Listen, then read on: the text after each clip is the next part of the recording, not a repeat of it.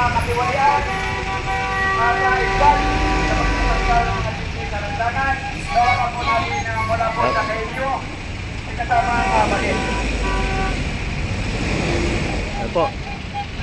Ito po ang mga kababayan natin nagrarally dito sa harap ng Supreme Court. Mga kababayan, nandito po kami sa harap ng Supreme Court. Mga kababayan, patid namin na ang bawat mamaya na dumadaan dito ay may samot-samot tayo, mga kaisipan. Mga kababayan, Okay. kung bakit kami nandito ngayon Ayan. sa harapan ng Supreme Court, Ayan. kung saan sa saligang batas ng ating Pilipinas ay ang kataas-taasang Supreme Court.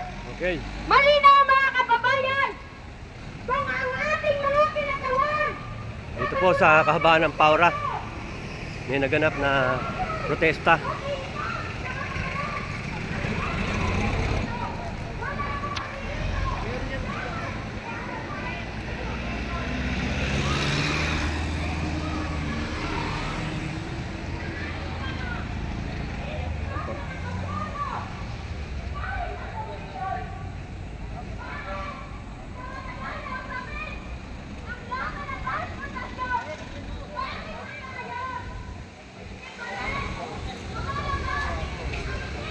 Dito po sa kahabaan ng Paura to, ang naganap na protesta.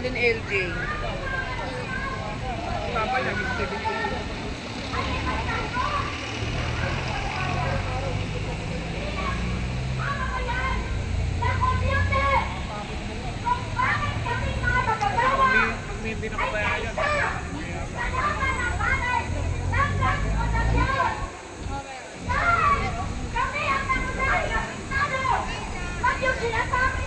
Yan po ang ating hinanaing na ating mga kababayan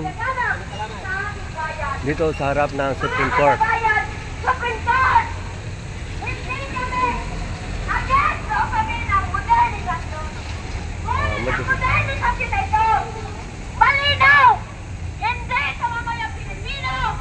Hindi sa ganon o Pilainos! Siyang maglilingkod! Ito ay usapin! Usapin ito ng negosyo! At ito ay dala rito ng mga dayuhang monopolyo sa ating bansa! Ayun.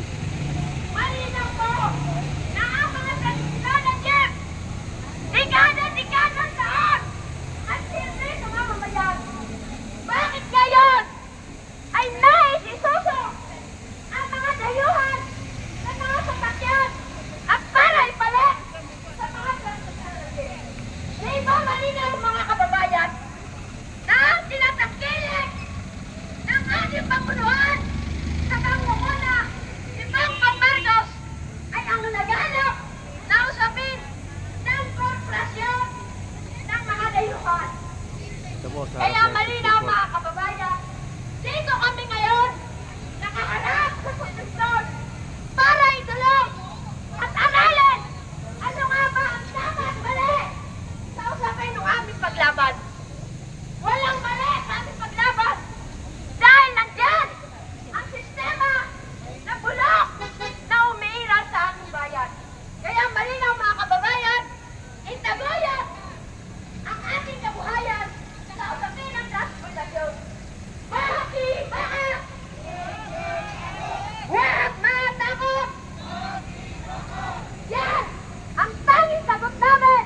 Hindi kami natatakot sa anuman ang pagkakulang ng gobyernong ito dahil ang ating panindigan at ang ating Init ha. ito ay nahihintibang karapatan at ito ay nakaayon sa kanilang batas.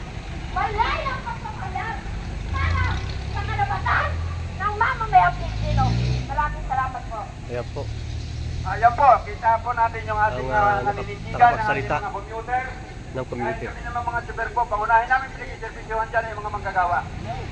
Kasi namin na sila makakarating na maayos sa kanilang pagawaan at muling may babalik sa kanilang pinanggalingan. Ayan. At ang lahat pong yan ay malinaw sa mga kapatid natin mga manggagawa, kabataan, estudyante, at iba pang mamamayan na walang kayang bumili ng sasakyan. Kaya po, napakahalaga po ng ating sasakyan para dito. Gawin na lang aircon. Ayusin ng ganda, di ba? Huwag tanggalin. At para po sa Huwag formal tanggalin ang jeep. ng ating programa, ay ating tatawagan si kasamang bar ng Manibela. Maraming salamat po. Maraming salamat mga kasama at magkita-kita tayo sa susunod na mga pag-protesta at panawagan. Maraming salamat mga kamanibela, mga kapistol, sa ating mga kapulisan sa peace and order na lagi pong nandyan at binabantayan tayo. Hindi tayo ginikipit. Maraming salamat po sa inyong lahat. Maraming salamat po sa atin, sir. Maraming salamat. Ayan po, at wala Dito, naman. hindi kami nakakaranas ng panggigipit sa MPD. Ayan. Dito talagang inaalalayan tayo.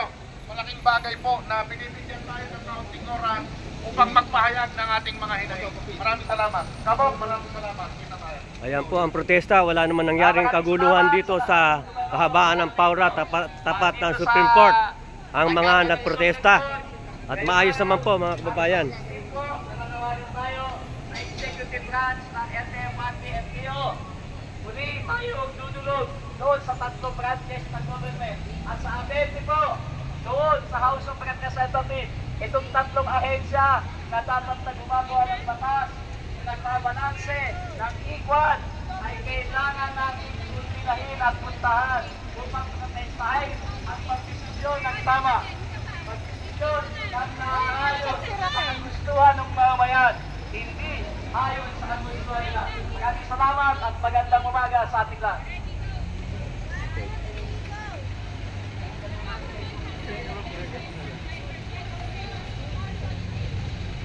Okay po, maraming salamat po Luzon, Visayas, Mindanao.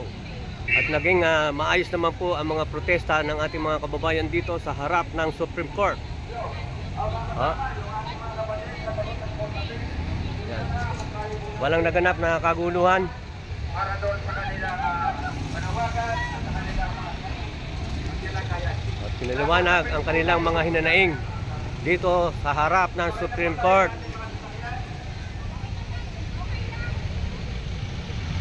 Yan po.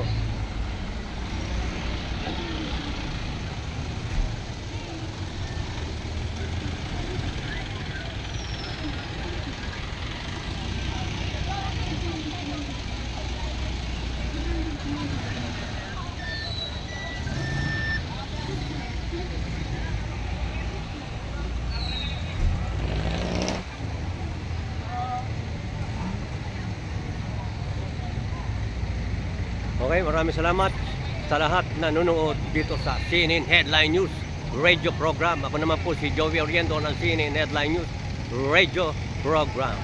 Dito sa kahabaan ng Paura, Manila, tapat ng Supreme Court. Okay? God bless po sa lahat na nanonood.